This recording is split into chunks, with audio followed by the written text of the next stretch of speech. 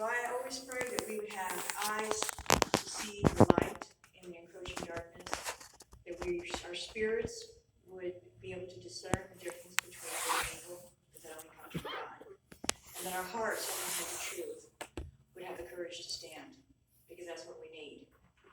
So anyway, thank you for having me here. This is the first time I've done this. And I put together real quickly what our group has done since we started, which has been the past year. A lot has happened, and bring us up to today, because everything built together to bring us where we are. Tennessee Action Group, my name is Beckett, by the way. I showed up at a GOP meeting in April, and a friend took me there, and I was reeling from January 20th. I mean, you just cut me loose. I had no moorings. I was almost dizzy from what had happened. I could not believe it and stayed shocked. So I go into the meeting, and in all due respect, they had a meeting. They ate for 45 minutes, and they read through the minutes, and they dismissed people. And I went, wait a minute. We got to do something. I took my notebook and threw it down the table. I said, let's form an action group. And there was all kinds of people that had never been there before, and I didn't know that. So 6 of them came and signed up. So we had our first meeting April 22nd of last year, and 6 people showed up. We said, what are we going to do? I don't know. Well, let's educate people. Let's get a website, put up some articles. Okay, what are we interested in? So I did a bunch of research, and we pretty well settled on the top subjects, which we're still at: illegal immigration, education, voting integrity, and medical issues. Well, at the time, I didn't know what direction to go in. But what happened was, for some reason, and it was the last on my list, illegal immigration came up to the surface. And don't you know, April was when the story broke out of the illegals landing in the city in Chattanooga. And somebody had directed me to Tennessee Conservative News online, which is a great source of information. So this all hit at the same time. So we met in April, we met in May. I think we had about 6 people show up in May too. And we said, you know what, let's do sign the petition to Governor Lee, stop illegal immigration. So we got prepared for June. So we had our second meeting in May, and between May and June, I left that in the car, we set our whole organization up. We had no plan. Don't ask me how this happened. I don't know. She did a timeline. We look at that and go, what? Because there was 4 of us. And to me, that tells us that we were on divine leading and divine mandate. Because we didn't have a plan. We just followed our nose one step after another. Someone did a website out of the blue. We had a bank account. We, Laquita, bless her heart, extremely organized, co-captain here. She said, yeah, we should do brochures. I'm like, yeah, that's a good idea. You know, boom, next day, hey, look what I've got. So we've got brochures for our organization. We did a brochure for illegal immigration. We lined up like 27 items a month, and we hit the town, and we went to a summit first. And I'm so glad we did, because Tennessee Conservative News had a freedom summit. And we went there, and it was all grassroots groups. So it was fascinating to listen to them, because one was a mama, and she posed a question on Facebook. Hey, what do you think about this? And another mama said, well, I don't know. Is that a problem? Next thing you know, she's got, how many people was it? 200, 300, 400? They ended up storming the school board. And they had a problem because it was their school board and their health board were tied into each other. And she talks about them all sitting there on the lawn with a glass of wine with the kids at a picnic because it wouldn't let them in. It took them 4 months, but they got it separated out and they beat that. And she actually has run for city commissioner now. So just listening to these people, these everyday people, yeah. And then he says, you know what, but the best way to reach, they had Americans for Prosperity grassroots group. Yeah. Except David Koch came in and started with $40 million. Not exactly the same league.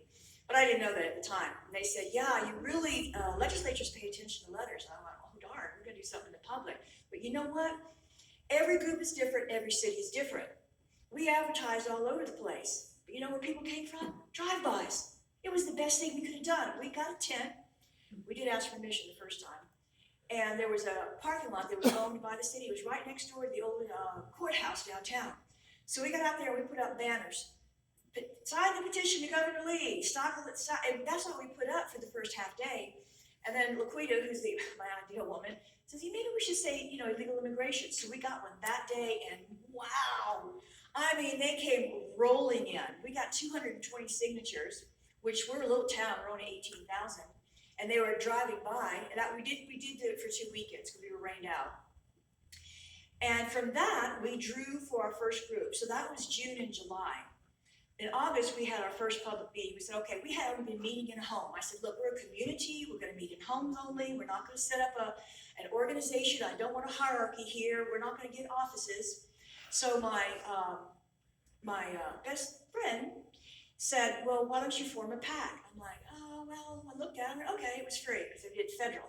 I couldn't find state information. I'm glad I couldn't because you have to pay every year, $100 every year for state. But also, from the way I read it, you have to go in supporting a candidate or an organization. Well, federal, I found a little sub-PAC that you're nonpartisan.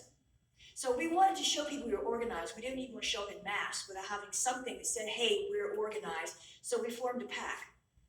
And we met in homes and we talked.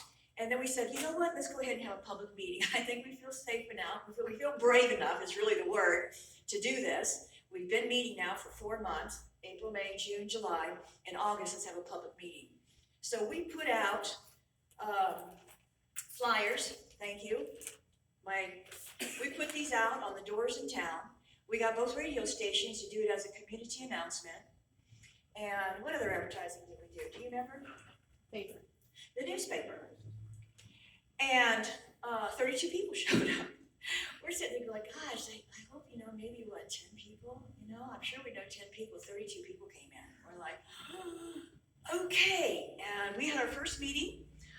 We talked about the petition to the governor, which actually, I don't know that all of them had signed. I don't know if we contacted that group before I don't think we had put them on an email list yet. We talked about the petition to the governor. We talked about things that we had been involved in SEED. And people said, we had a visitor. Don't remember how this happened. An oath keeper. One of our guys was an oath keeper. We had a visitor. I wanted them to see what other grassroots groups were doing because it was all brand new to me. I followed federal politics quite a bit. And I was a conspiracist, which we now know is true. We're in short supply of conspiracies, right? It's a serious problem because they all come true. But Obama got into office, and I just said, I've had it. I'm out of here. I don't want to hear it anymore. And then my current boyfriend, who's going to be my last one, and said, he got me back into the federal, watching the federal about 2 years ago. And then, of course, we had January 20th, and I'm like, what do we do now? So I didn't know anything about state politics. Zero, zip, nothing. And we have all been on a learning curve since now. We're not really sure. We haven't been sure what we were going to do, but people were attracted to the idea of actions, and that's how we decided on our name. We looked at a bunch of different names. I think it was in May, and concerned citizens and this and that. And I said, you know what? We all got here because somebody said, let's have some action. So let's get that word in there. And then we settled on Tennessee Action Group, which I like because I wanted a good acronym, and I wanted the word tag, because on the back of our card says, get tagged as a patriot, get tagged protecting Tennessee rights, and tag you are it. So I just kind of like that. We haven't really got all of our name recognition through tag yet, but that's fine. So we also had, thanks to her, which really helped, because I'll tell you the people that showed up, she does my outline to put on the tables each month. And people that came in, I don't know how they heard about us, I didn't ask them, not sure exactly. But it turned out that all of them are long-term activists. Some of them had been in tea parties for 10 years and had actually chaired them. Others had been activists in their own way. We did pull in, which is interesting, they're all from outside Jamestown. So if you know anything about Jamestown, it's a mountain town and it's a clan town. The Tatfields and McCoys, and I'm not trying to make any slurs against anybody because I'm glad to be there. God took me there, He brought me there. There's no doubt in my mind that I'm glad to be there and I'm not going anywhere. But we did pull in from people from outside the area that had moved there, looking for what? Safety, protection, and a place to make a stand, if you will. A lot of them were burnt out, but they showed up, and what several of them told me is, we wanted to do something, but we didn't know what to do. So our meetings have mainly been about talking about what's going on. I've been leading them so far. We'll have a guest speaker, Jeff Birdwell, this month. We meet the third Thursday of the month. And we went into the next meeting in September, and we started I tried to break up into groups. I tried groups. I said, okay, let's do one for the sheriff, This dude wanted to investigate education, voting integrity, and not closing the primaries. I thought closing the primaries was good, but that was like, nobody knew anything about it. Well, nobody knew, we did. We got a voting integrity group, and they did take a look at some things, but they tried to go after it locally. And the boy that headed it up was just into the area. He was a northerner, in all due respect, a Catholic northerner, born in Rhode Island, and everything. He was going to show the locals how to do it. He wanted to bombard the voting election group in our name, and I said, no, you're not, because you're going to step all over toes, and it's not going to get you what we're looking for. I want you to look over at the state of Tennessee and see what's going on, and see what we can do. So that kind of fell apart. Got a very good sheriff support team. They're retired law enforcement and retired military, and we want to set a liaison with them because the only way we are going to reach the local public is not going to be one-on-one. We're an outsider, boom. But they will listen to the sheriff. They are behind the sheriff. So hoping to form a liaison with him, I wanted to come beside him and start to teach him his constitutional, not just duty, but rights, if you will, because I think we're going to get federal encroachment at some point. And you know what? If you get FBI, who doesn't fold? I mean, my heart started beating quick even thinking about it. The Secret Service showed up at my house last year. I saw them on camera. And they weren't looking for me, I'll tell you that right now. They were looking for my roommate because she had gotten involved in bank fraud unwittingly, because she was just a girl that was taken in for a while. But I looked down there and I saw the Secret Service. I freaked out. I called my neighbors, go over there and get their business cards. You know, I want a record of this. And they talked to her for a while. But that is scary when you have federal agents in front of you. We're not prepared for that. We're not prepared for that. And one of my members said, what can we do to prepare? And I said, well, I'm going to tell you, you need to kind of ask God to protect to get you ready. Because I did this 15 years ago. I read Voice of Martyrs. And I thought, oh yeah, I got that hero complex. You know what? You make it hard for me. I'm just going to rise right up and fight back. You know, you're going to arrest me? No, I'm not. I don't have anything. I'm not used to doing that. I've never had that happen to me. So I thought, well, Lord, I need you to do that. And he took me at my word, because he will take you at your word. And he began to remove the props in my life. My safety places. Oh, you only feel secure as a Christian because you're involved with this. You feel secure as a person because you have this. What if you don't have it? And we began a long journey. And the journey, though, was to detach me from, and I think it's a Christian group, right? I don't normally talk about this. Okay, detach me from things. We can say, oh, I don't want to do that, and stop. But if you detach yourself, what happens if you sweep that house clean and there's nothing to come back in? So the Lord had to detach me, because what happened was he then attached me to him when he took those things out. It's not a real pleasant journey. It's really a crisis, because anytime you have a separation from the world, it's traumatic. There's very few that go through that without being traumatic. But I told her, and we don't have a Christian group, I said, you're going to have to ask the Lord to protect you. And I said, you know what? We're learning to fight right here. And it means learning to say no. And for some of you, that might mean saying no to your kids. But you need to learn to say no. And we practice now when you have the group, because we're a community. We need to do this together and learn to do it together. Start now. I believe what's happening is that we're learning to do in the visible what we're going to need to do in the invisible. And that is fight. And it's a scary thing when you start coming up against authorities, because everything inside of you wants to be compliant. So saying no is not easy. Thankfully, at this age, hallelujah, I'm like, I'm old enough now to get away with it. And I'm pretty direct to anybody, because I'm not afraid. I have been through some horrible things on this journey. Rejection. I was in a church group, and we were getting ready to form a church, and we were having meetings. All of a sudden, one day, they didn't call me and another girl, and they just went to another meeting, set up a church without us. It's like, I was at all those meetings. What happened? You know, this is a shock. It's a shock when your own group rejects you. And you know where Jesus got rejection from, don't you? The church. So don't be surprised. You have to be ready for that. And the only way you can do it is being attached to him.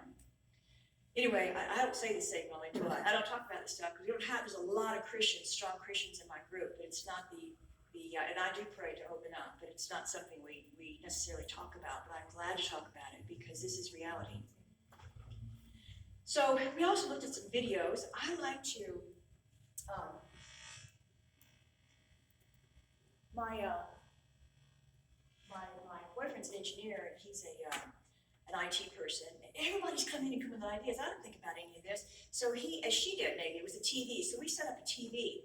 And one of the things I like to do is show a 30-second, 40-second clip. We figured out how to do it. One of our other group members knew how to pull it off YouTube or somewhere, and then put it onto a thumb drive. So we'll show little clips, and I showed a little clip from Robert Kennedy Jr., the defense fund, something from him.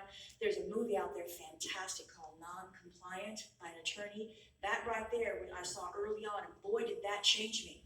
What I told people is that the Constitution, I'm a paralegal by training. And when I started digging in these issues, I'm like, wait a minute now, you can't go marching in somewhere and say, I want, I like, I think, I believe. No. What's the basis of this whole thing? It's got to be law. So I started digging more, and guess what's down there? The Constitution. And I started chewing on that, and that thing became alive. It wasn't words anymore. See, I've never had my constitutional rights challenged, so I didn't think a thing of it. But then you get down there and you look at what you're trying to hold on to or change. It's the Constitution. Then you start wrestling with it. Then it becomes alive. It became visceral. And what a totally new experience, and that movie right there helped. I'm like, what? Yeah, I'm an attorney. They teach constitutional law. They don't teach Constitution. Whoa. And so I showed a clip from that says, hey, if you don't know why you believe something, you're not going to be able to stand. It was a great thing. So that's one of the things that we try to do. And we started looking at the special session coming up because we wanted to have a hand in that. So we took a look at that and what we could do. Basically, we were still educating at that time. Really, it was about trying to find our way. We went into October and we started trying to look at the sheriff and the Constitution. So I wanted to bring that up. I thought we would do classes.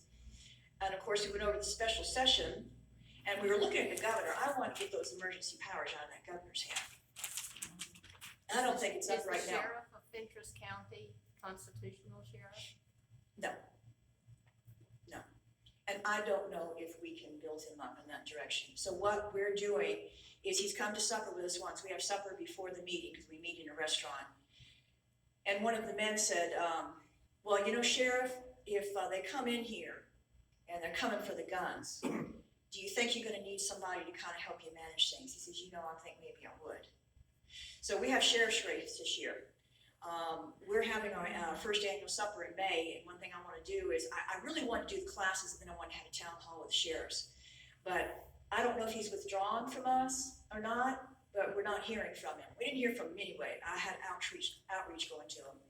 So I don't think they're ready for that. I have chewed and thought and watched the classes and, for weeks on this. And I'm just hoping that what we can do is give him a relationship. And if they come in town, I think we're going to get federal outreach somehow. I don't know. We've got a doggone, we're 18,000 people. And we got a doggone $12 million justice center that 4 people work in. What the heck is that? I asked him about it a few years ago. I said, what is this? He says, well, you know what? We get hit by a bomb. There's 4 people working there. That thing's going to still be standing. I said, we won't be. I said, okay. And then what are you going to do? Not going to be anybody. We're going to be taken up. We're going to be dead. And he just stood there and looked at me. I don't know who it was. Probably somebody in the police force somewhere. They were all proud of their justice center. What are you going to do with the justice center? All chiefs, no Indians. I'm still convinced that they're going to round up a significant part of the population in FEMA camps. And I know, I've thought about this for a long time. How are they going to do it? How are they going to do it? I know how they can do it. Free food, free Wi-Fi, free medical care. Free. Come and get it. Not on this time, bud.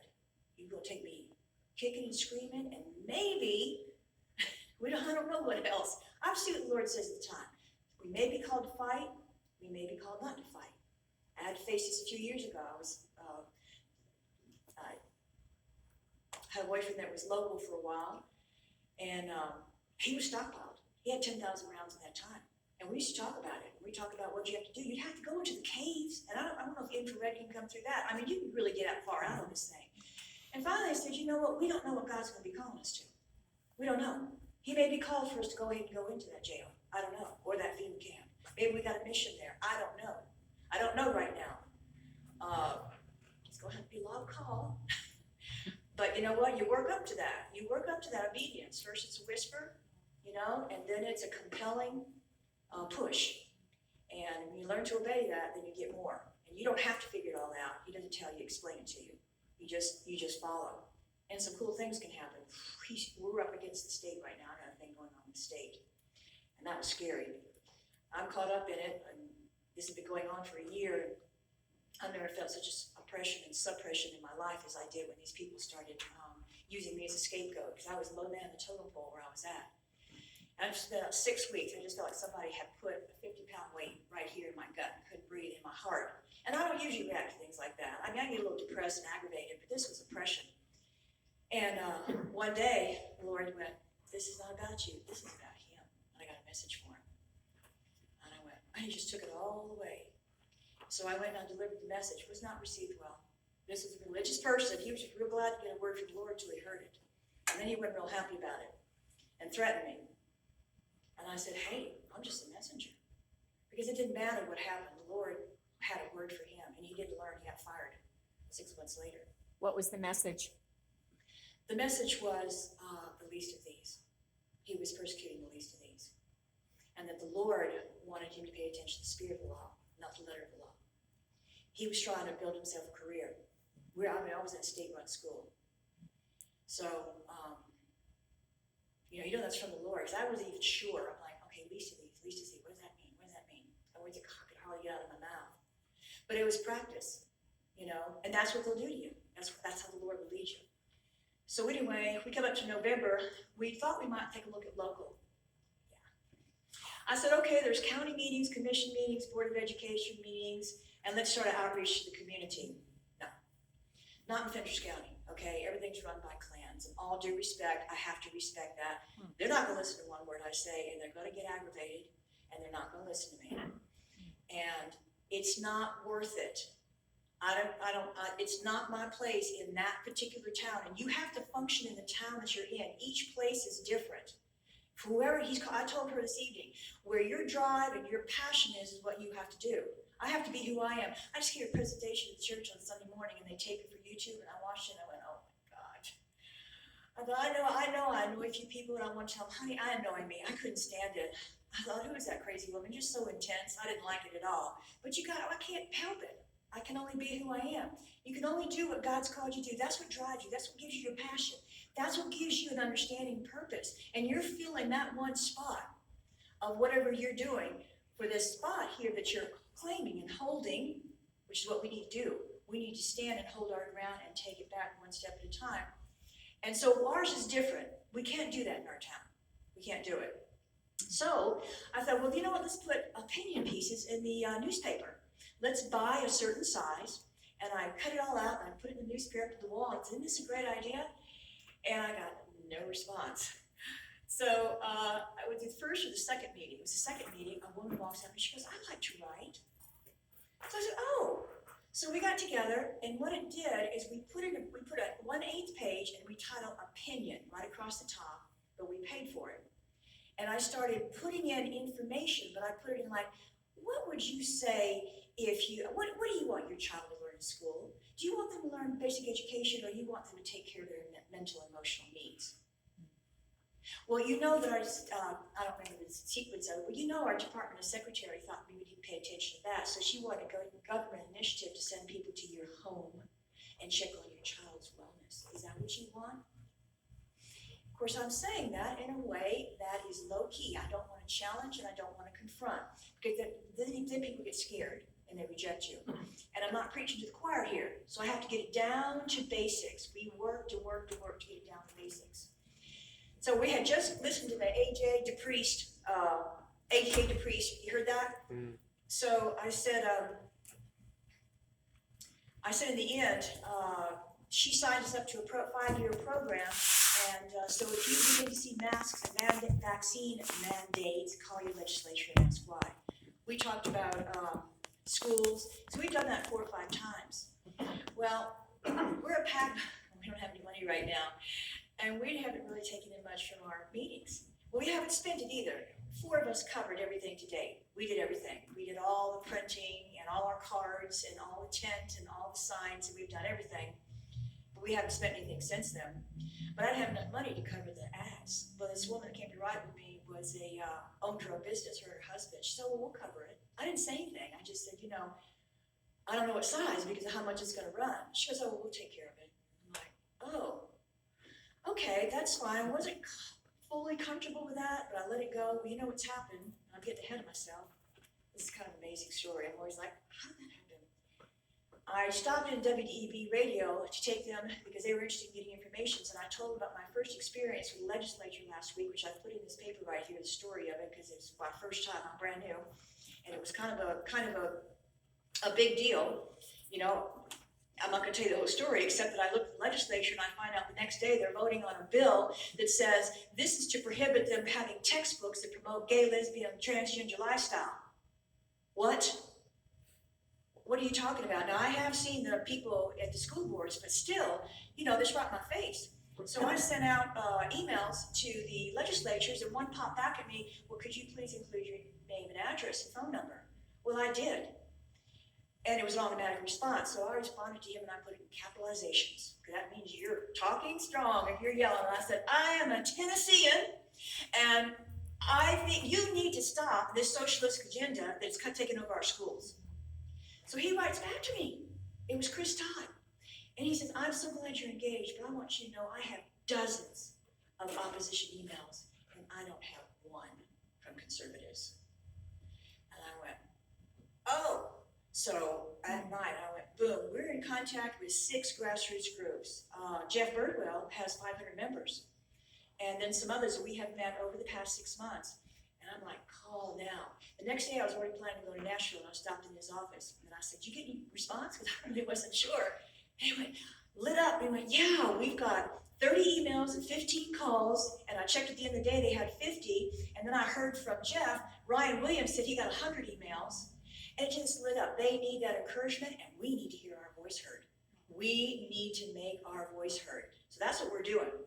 I outlined it right there. I brought that for you. That's the one that I did for the church on Sunday, and I had leftovers. I thought I'd bring it here. But anyway, in December, we said, well, let's do some campaigns. We started looking at bills. I am disturbed that they did that omnibus 9077 in October, and then the governor said, one of them was, you have to let somebody in with your loved one during COVID if they're in the hospital. Now, we got a huge problem with that, people. I mean, huge. And you know that we've had 6 people die in the last 2 weeks, 3 from my church and 3 from my co-writer's church. Same way, exactly the same way. And then Governor Lee said, well, you know what? We're going to massage that because that's only supposed to be when they're at end of life. Well, guess what? If they go in the hospital, they're going to be at end of life within a few days. So I brought that up, but I said, that's not going to fly. That's just all over me. I'm going to be all over that. So we brought that up, and we thought we would do some campaigns. I wanted to do town halls. I wanted to bring all the sheriff candidate in because I want to get outreach to the town. So we talked about that a little bit, and we moved into this past month, and we started looking at the different issues. What we're doing now in this past 6 months, as all led up to that, is I am watching the legislature. You know, it's funny. Following the end of my notes, one step at a time. Tennessee Stands, you know, Tennessee Stands and Gary Humble. Yep. I guess he used his whole mail list because I got one from Joanna McDaniels and it said her address was Tennessee Stands. And she said, we're looking for legislative watchmen to watch the hearings and then report on it so we can follow up on it. And I thought, oh, well, okay, that's what I want to do. I've never done it before, didn't know how. So she had a meeting and she gave the address to the schedule, which was new to me. And then she had a place to sign up. That's how I found the bill. I didn't know how to do that. I've been onto that site. But you know, when everything's new, it takes a while to figure it out. You know, where do you go? What's going? How do you figure it out? You know what? They had problems too. I called Scott Sapecki that I was getting ready to send an alert out. And it was the next day, and he was in that committee. He had to look it up. You know, they're overloaded there. Overloaded. I couldn't do it. Couldn't do it. So we took a look at the issues, and that's what is happening, what's going to happen, and brought that up. And I want to tell you briefly at the end of this year. We're going to watch illegal immigrations, 3 bills. One of them is E-Verify. You familiar with E-Verify? That's to make businesses. They passed it, but they passed it for businesses over 25 employees before. And they said 90% of Tennessee businesses have less than 25 employees. So now they have it on the bill if you have more than 6 employees. Also, Griffey wants to stop funding for kids in schools. I don't know, somebody did tell me how he's getting past federal law that says every kid has to have education. This is for the illegals. I'm not sure how he got around that, I don't remember. It's been a crazy week, just getting started on this. Voting integrity, paper ballots, people. You can't change the machines. You know that, right? You can't change the machines. Okay, I'm preaching to the choir here. You do know our Secretary of State's in on this, don't you? Trey Hargett. Okay, he is in on this. I went to a grassroots group, and there's a guy there that was personally involved representing his county, and 2 other counties went. A bunch of them went from the election office, and they took attorneys, and they went to see Trey Hargett's office. He put them in front of a commission right there to talk. There were 7 in there. 4 of them got up and walked out before they started talking. The other 3 looked down at their desk the whole time. When they were finished, they came back in and voted no. Trey Hargett actually kicked people out of his office. They're in on it. Okay, they're in on it. It's Dominion. How can you not be in on it if you're selling Dominion machines? Paper ballots are one way to get around that. It's a big push, and Dixon Patriots are behind that, and they are manning the guns. And Monday, since I'm here, Monday they're all going to Nashville at 1 o'clock. Kathy Harms, she's got an incredible presentation on the machines, and she's going to give it at 1 o'clock there for whatever legislation we can round up. And then at 3 o'clock, we're going to meet for a planning thing with Bill Griffey. Medical issues, this vaccine thing's still a problem. I think you know that. I don't like the fact that the medical board, who was appointed by Governor Lee, is threatening the license of doctors if they do any misinformation or disinformation. And John Reagan was at the Tennessee Alliance Summit on January 15th. The Alliance is a group that formed probably 10 years or more ago to bring all the Tea Parties together. At that time, all the Tea Parties and other groups were 58 strong. So they just started meeting again. And John Reagan was there, who was a representative, and he spearheads education, but he stepped up to talk about a bill in CRT.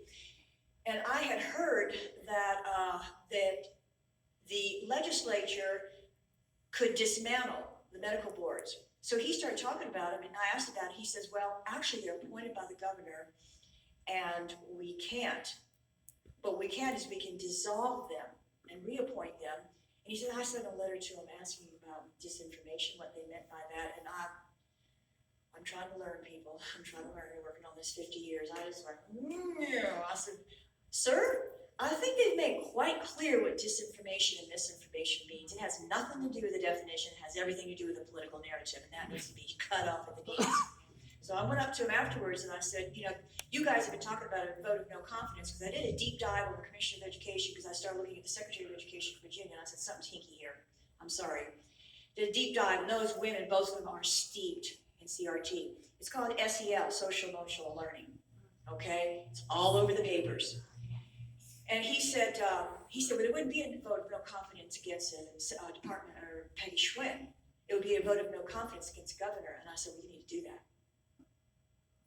I said, because we know that he appointed her either number 1 or number 2 person into his cabinet before he was sworn in. Do you know anything about her? She's from California. She went to Berkeley. She served under Dianne Feinstein. She came from Texas. She left a trail of chaos in Texas. She's done the same thing here. They've given her contracts to put out. She puts them out no bid.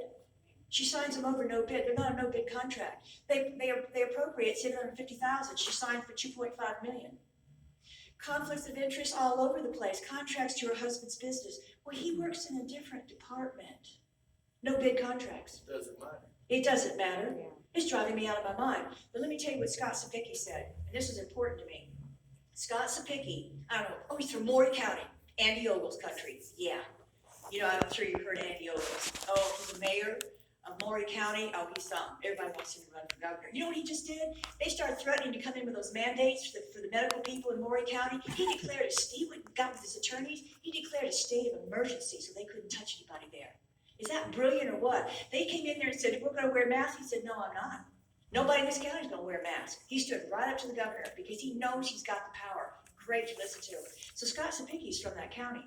He had a live iPod, face-to-face, whatever it is, on Tennessee Conservative News talking about education.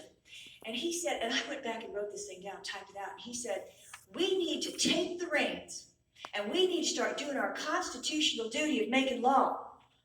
I wrote him, I said, man, that's a battle cry. We're gonna get behind you.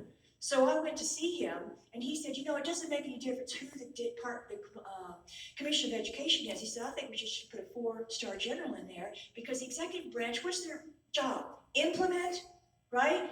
And implement and follow through, but not to make policy. So he says, it doesn't matter who's in that spot if they're doing their job, if they're doing their constitutional duty. And that's where we're going to Nashville now. And you know what? There's all the grassroots groups I know got started this past year. Okay? It's going to be a different story in that legislature this year. And let me tell you, I asked the assistants when I called last week, started calling on bills. I said, you tell me, please, because I used to write to Blackburn. Waste of time. She's a disaster. And it popped back. I tried writing to the senators. It pops back. You're not in the county. You can't even get it through.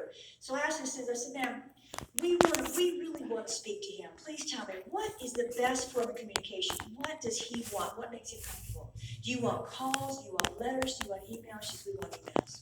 Because they're counting them. They're counting them, and they're on record. And John Reagan says, I read these. He wants to know what we're thinking.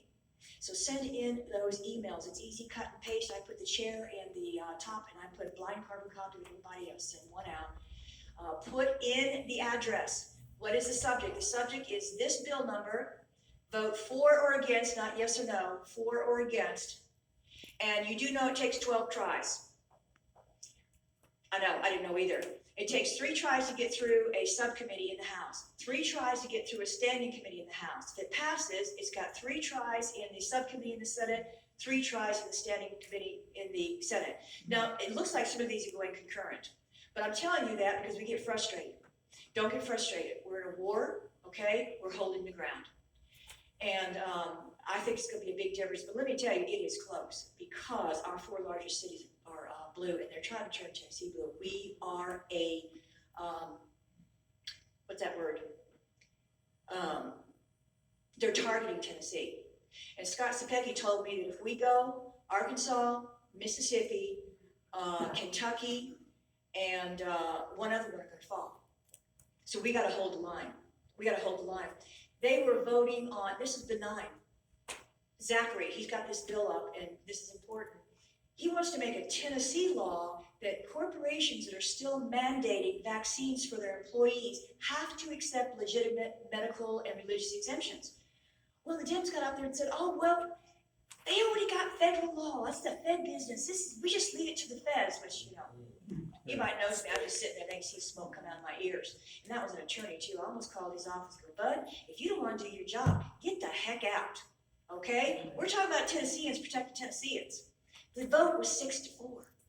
That's too close.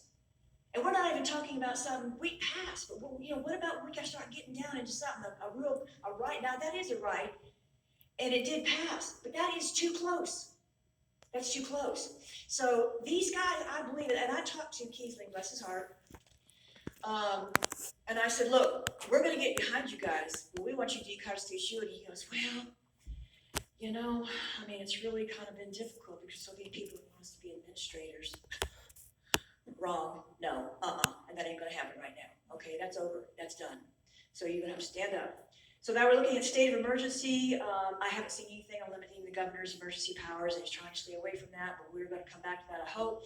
And also there's a bill out restriction any kind. You cannot shut down a church during a pandemic. Okay, we're on top of that. We talked about the education books, and recalling school board members, which I think you're all a little bit closer up. And also looking at making the governor, requiring him to get legislation confirmation on the Department of Education, the Commissioner of Education. So I thought that was interesting, and we got some Second Amendment rights we're watching right now. They're addressing the true constitutional carry issue. So that is what we're doing. I'm just watching, and I'm sending out alerts. Where we go from here, frankly, I won't figure it out until about a week before we're going to meet, because things are moving kind of fast, would you say? I read Epoch Times all day long, and I'm going to tell you what, it is insane out there. It is insane. The whole world is insane, and it's changing so fast, and you've got the left that's getting worse, and you've got the right that's starting to stand up and going, hell no, we're not going to take it anymore. That's what I think about that movie, Network, from way back. Remember that?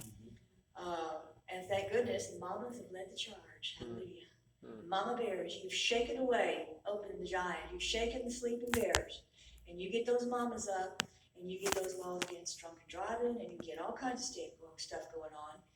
We're latest on be with the Moms for Liberty out of Williamson County also, because they're doing some good work. And the rest of us have fallen in. This is a groundswell.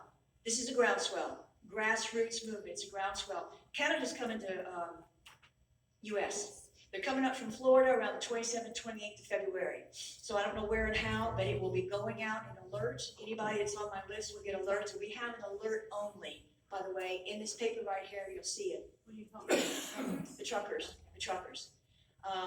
We've got different mail lists, but I decided to do that when I was going to talk to my church. So you don't have to get like meeting notices or whatever else I said down. I don't know what it is. It doesn't seem to be that much.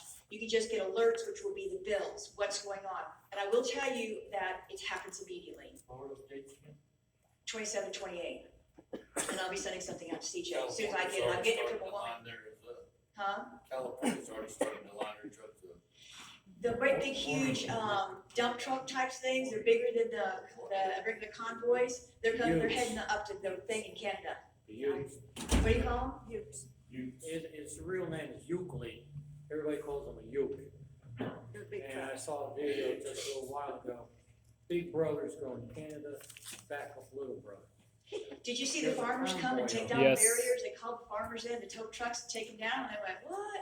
Yeah, we'll come up. We'll show up. Yeah. We're just going to open up those barriers you set up and put right through it. Got them on through. It's just beautiful to watch. What was real funny is when they called the tow trucks and the guy said, sorry, all my guys got COVID. And then joined them. Yeah, and then they come out there. Yes.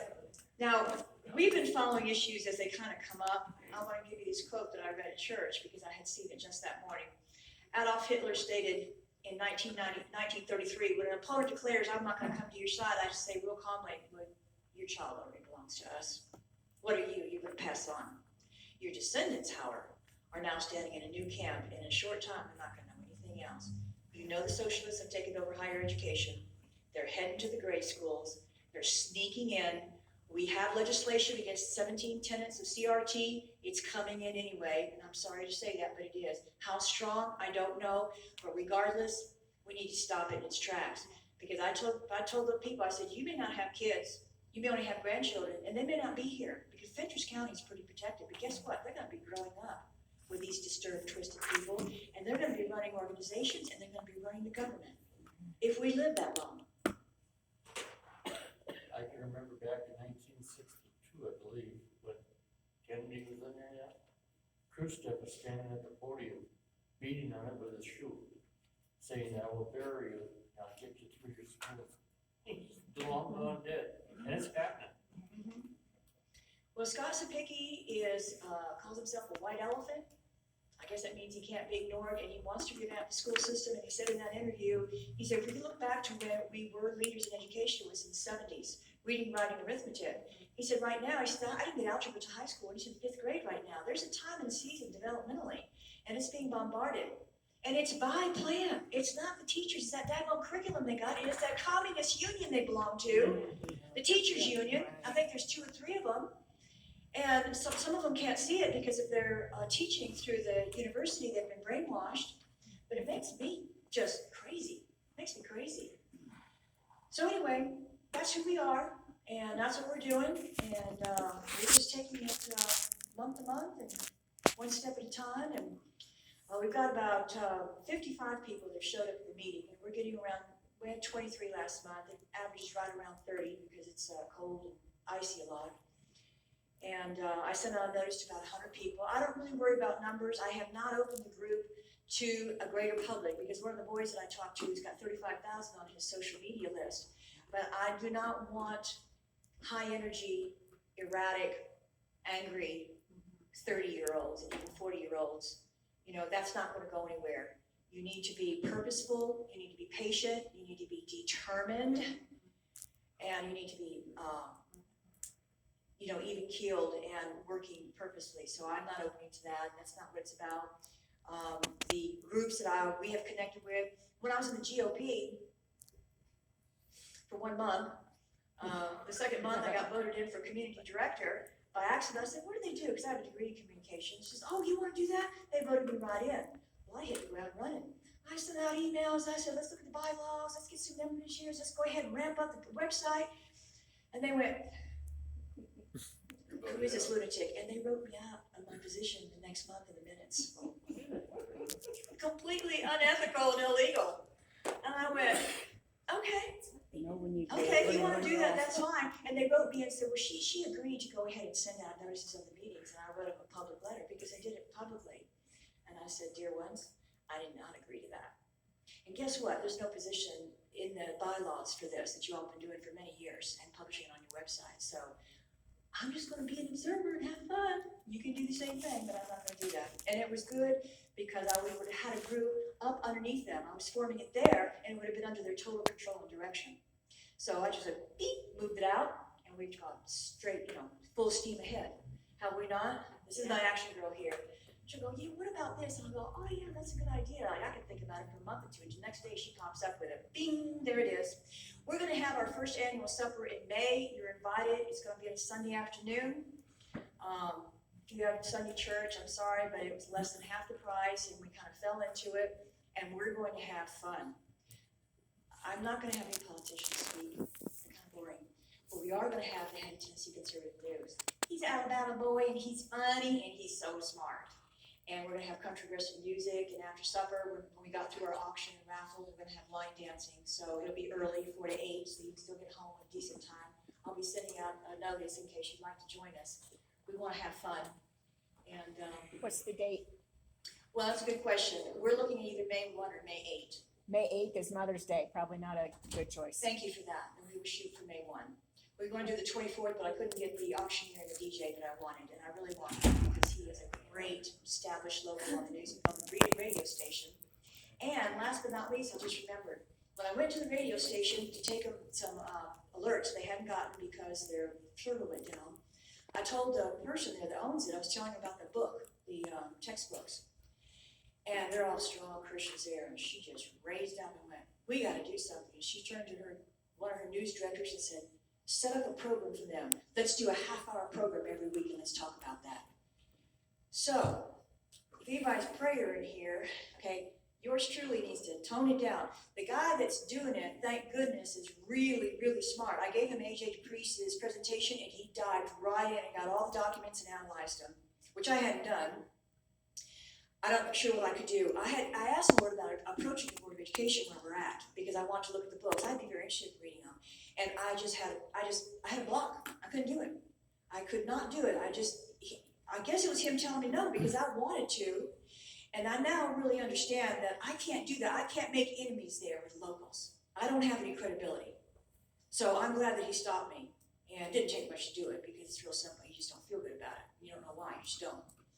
So that's what's going to happen, and what we'll probably end up doing, because we're talking right now in education, is we'll do a staging, and we'll do a point counterpoint, and find a way to address this without pointing fingers, without getting specific. Oh, did you know this? Or, what do you think about the mask? What happens if they come back?